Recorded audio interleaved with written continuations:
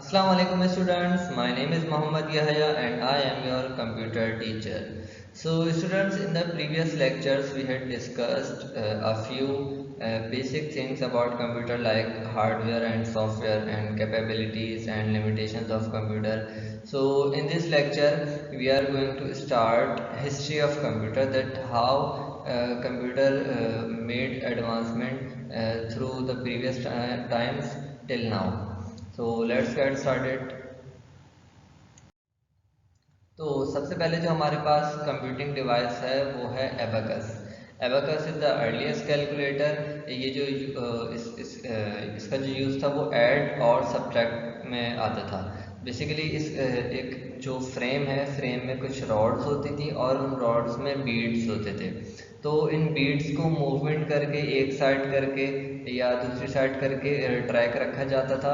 इसको ना सिर्फ एडिशन और सब्ट्रैक्शन के लिए इस्तेमाल किया जाता, बल्कि इसको रिकॉर्ड्स के लिए भी रखा जाता कि अगर लेट से कि कुछ सामान सेल किया गया है तो कितना सेल हो गया है, कितना रह गया है, तो इसके लिए भी इस्तेमाल होता था. लेकिन जब फिर पेपर आ गया तो उसके बाद से मतलब पेपर का स्प्रेड, पेपर का जो यूज़ है वो काफ़ी आम हो गया. तो उसके बाद से फिर जो इसकी इम्पोर्टेंस है वो काफ़ी कम हो गई थी. एबेकस के बाद है Napier's bones. Napier's bones basically एक वुडन फ्रेम होता है और उसमें कुछ रॉज और कॉलम्स होती हैं. जिस तरह आप देख सकते हैं कि ये रॉज हैं और ये कॉलम्स हैं. तो इन रॉज और कॉलम्स के इंटरसेक्शन पर इनकी मल्टीप्लिकेशन होती है. लेट्स से कि मैं 4 को 4 से मल्टीप्लाई करवाना चाह रहा हूँ, तो अगर मैं 4 को यहाँ से लेकर आऊँ नीचे तक तो यहाँ पे 16 आ रहा है और यहाँ से लेकर आऊँ 16, तो इन दोनों का इंटरसेक्शन पॉइंट ये है. तो 4 को जब 4 से मल्टीप्लाई करते हैं तो आंसर आता है 16 और यहाँ पर 16 ही है. तो इस तरह मल्टीप्लिकेशन होती है. चलें एक और कर लेते हैं. मैं 5 को मल्टीप्लाई करता हूँ 6 से. 5 को मैं 6 की जब इंटरसेक्शन पर लेकर आऊँगा, ये है 6 और ये है 5, तो यहाँ पर जो आंसर है वो क्या है 30 है.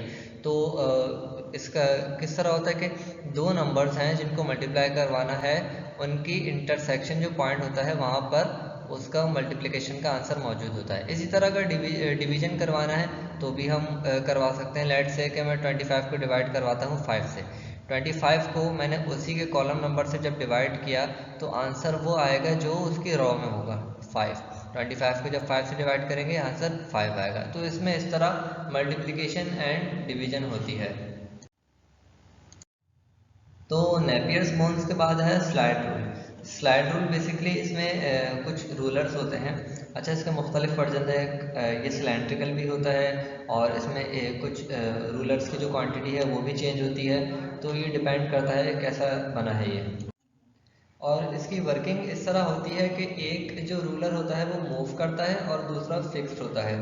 तो इनके जो फिर वो होते हैं डिवीजन होते हैं, उनको आपस में फिर मल्टीप्लाई करवाया जाता है. और बेसिकली ये होता है लॉगरिथमिक आंसर आता है इसका. ये आम रूलर नहीं होते जिस तरह हमारे यूज़ में होते हैं. ये मुख्तलिफ होते हैं, इनके डिवीजन्स में फ़र्क होता है और डिवीजन्स भी इनके वो नहीं होते कि एक जैसे नहीं होते, वो भी मुख्तलिफ होते हैं. तो स्लाइड रूल के बाद आता है द पैस्कलाइन. पैस्कलाइन जो डिवाइस थी वो काम करती थी व्हील्स के ज़रिए से. ये यहाँ पर एक कुछ डायल्स हैं. जिस तरह पुराने ज़माने में फ़ोन होते थे ना, उनको घुमाना पड़ता था और वो डायल होते थे, इसी तरह के ये डायल्स होते थे और इनको मूव किया जाता है. लेट से कि पहले डायल को मूव किया तो यहाँ पे जो यूनिट का जो प्लेस है उसमें 0 से 9 तक नंबर आते थे. फिर उसके बाद टेंस, फिर हंड्रेड्स, इस तरह फिर सो ऑन नंबर आगे बढ़ता था. ये सिर्फ डिवाइस जो ऐड और सब्ट्रैक्ट कर सकती थी, इसमें मल्टीप्लिकेशन या डिवीजन परफॉर्म नहीं की जा सकती थी. और फिर द पैस्कल के बाद है Lebanese calculator. Lebanese calculator basically जो द पैस्कल है उसका एक इम्प्रोवाइज्ड वर्जन था. ये भी व्हील्स के थ्रू काम करता है लेकिन ये इसकी टेक्नोलॉजी थोड़ी डिफरेंट है, थोड़ी एडवांस है. और ये फिर एडिशन और सब्ट्रैक्शन के साथ साथ मल्टीप्लिकेशन भी करवा सकता है. तो ये है लेबनीज कैलकुलेटर. लेबनीज कैलकुलेटर के बाद है एरेथोमीटर.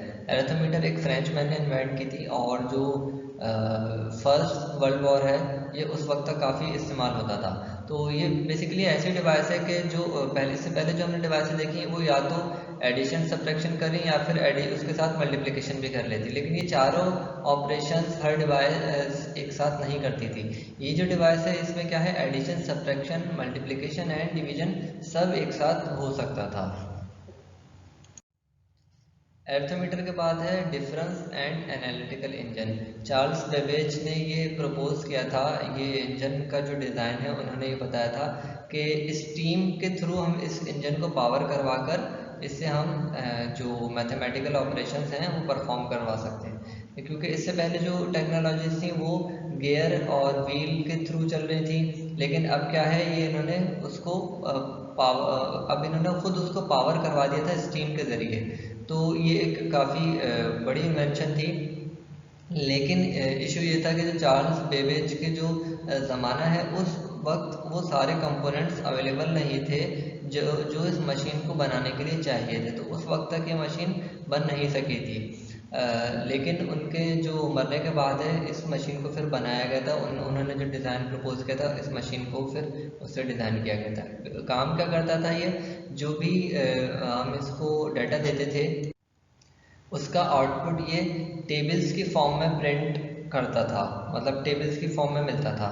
तो ये एक सिर्फ एक स्पेशल पर्पस हो गई जो आमतौर पर फाइनेंस मिलिट्री गवर्नमेंट के इस्तेमाल में हो, लेकिन फिर इसी इंजन का एक और इम्प्रोवाइज्ड वर्जन उन्होंने इंट्रोड्यूस करवाया जिसका उन्होंने नाम दिया एनालिटिकल इंजन। वो थोड़ा जर्नल पर्पस था, वो जो आउटपुट है वो टेबल्स की फॉर्म में नहीं देता था, वो और भी तरह से दे सकता था। तो इसका मतलब वो फिर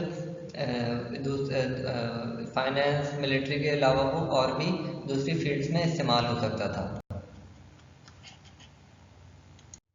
डिफरेंस इंजन के बाद है हरमन हॉलरिस की टेबुलेटिंग मशीन।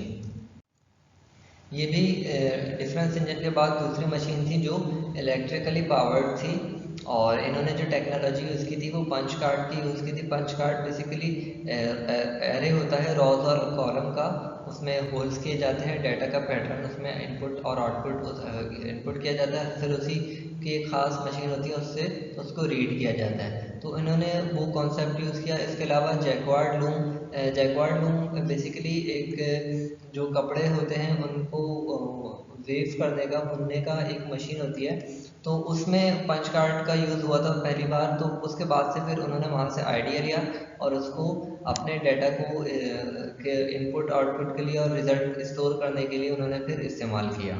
तो ये थी हमारी जो अभी तक की डिवाइस जो एबेकस से शुरू होती है, हरमन हॉलरिस की टैबलेटिंग मशीन पर ख़त्म होती है। ये एक ब्रीफ हिस्ट्री ऑफ कंप्यूटर थी जो मुख्तलिफ डिवाइसेस पर मुश्तमिल थी। तो स्टूडेंट्स ये थी एक ब्रीफ हिस्ट्री ऑफ कंप्यूटर। आपका होमवर्क ये है कि जो आपकी टेक्स्ट बुक में पेज नंबर 3 से पेज नंबर 10 तक हिस्ट्री ऑफ कंप्यूटर का टॉपिक है, आपने इसको पढ़ना है और उसमें से इन दोनों क्वेश्चंस के आंसर्स एक्सट्रैक्ट करके अपनी नोटबुक में लिखने हैं।